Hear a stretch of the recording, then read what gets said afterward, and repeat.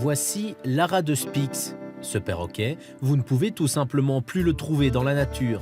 Alors le parc Paradisa, qui en possède 4, s'est investi d'une mission, le réintroduire au Brésil. Ici, Elisa, conseillère en finance chez Deloitte, n'est pas vraiment en vacances.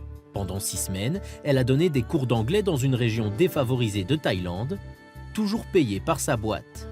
Quand les entreprises wallonnes investissent dans le monde associatif. Il existe aujourd'hui 160 aras de Spix dans le monde, quasiment tous dans un centre bien surveillé en Allemagne. Cet animal extrêmement rare a été évincé de la nature par les braconniers et l'agriculture. Via la fondation Paradisa, le parc va s'équiper d'un centre de reproduction. L'idée est de se partager les spécimens restants entre Berlin et Brugelette, et puis de les renvoyer là d'où ils viennent, dans la forêt brésilienne. Chaque année, les jeunes qui seront nés ici et en Allemagne seront renvoyés. Et chaque année, on va réintroduire une dizaine de perroquets dans la nature. Et on espère qu'après 5 ou 10 ans, on voit les premiers couples, les premiers bébés qui seront nés dans la nature. Et à ce moment-là, on espère qu'on s'est aussi arrêté à les réintroduire. La fondation Paradisa existe depuis 2015. En gros, elle utilise certains des bénéfices financiers du parc pour investir dans la préservation de la nature. La Fondation se doit d'utiliser la science ici et de ramener les fruits de cette science dans les pays d'origine, dans les pays natifs, et pas seulement à l'étranger. En Belgique aussi, on a un projet dans nos forêts en Ardennes. La science ne se fait pas dans la forêt, mais la forêt a besoin de la science et l'humain a besoin de la forêt. L'entreprise d'audit et de conseil Deloitte s'implique aussi dans différents projets. Elle envoie par exemple son personnel aider des associations à l'autre bout du monde. C'est comme ça qu'Elisa s'est retrouvée à donner des cours d'anglais à des enfants thaïlandais. L'éducation des enfants, pour moi, c'est une des meilleures manières d'avoir un réel impact sur une région qui a besoin de se développer. C'est une organisation très petite.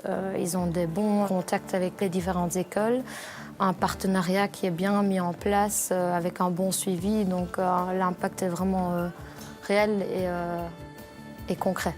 Nous estimons que le monde de l'entreprise a vraiment un rôle à jouer. Les fonds publics ne peuvent pas suffire. Nous, on a une expertise à offrir et je crois qu'on peut donner accès à un professionnalisme aux ONG, aux ASBL et à différents projets qui est complémentaire à des fonds publics ou privés. Au final, tout le monde est gagnant.